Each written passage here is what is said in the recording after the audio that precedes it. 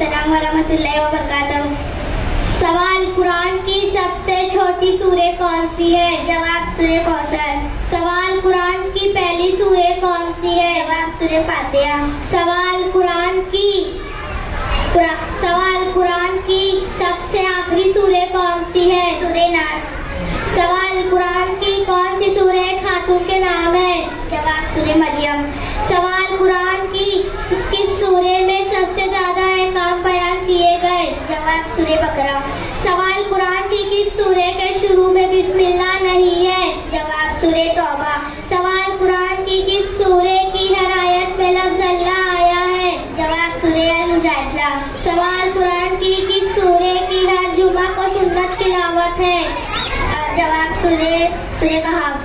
सवाल, सूरह बकरा की तिलावत से कौन भाग जाता है? जवाब, शैतान। सवाल, कुरान की किस सूरह को निहाई कुरान कहा जाता है? सूरह इखलास। सवाल, कुरान मजीद में मंजिलें कितनी है? जवाब, 7। कुरान किस रात में नाजिल हुआ? जवाब, शब-ए कद्र। सवाल, कुरान की किस सबसे छोटी सूरह कौन सी है? सूरह असर, सूरह कौसर, सूरह नस्र। सवाल, कुरान की किस सूरह को अल्लाह ने बतौर दुआ सिखाया? जवाब, सूरह फातिहा। सवाल, कुरान की किस सूरह को अंबिया के नाम पर है? सूरह यूसुफ, सूरह हुद, सूरह यूनुस, सूरह इब्राहिम, सूरह नूह, सूरह मोहम्मद। सवाल, कुरान में नमाज का जिक्र कितनी बार है? 700 बार। सवाल, कुरान में खबरात और ज़कात का जिक्र कितनी बार है? जवाब, 150 से ज्यादा। सवाल, कुरान की किस सूरह में बिस्मिल्लाहिर्रहमानिर्रहीम 2 दफा है?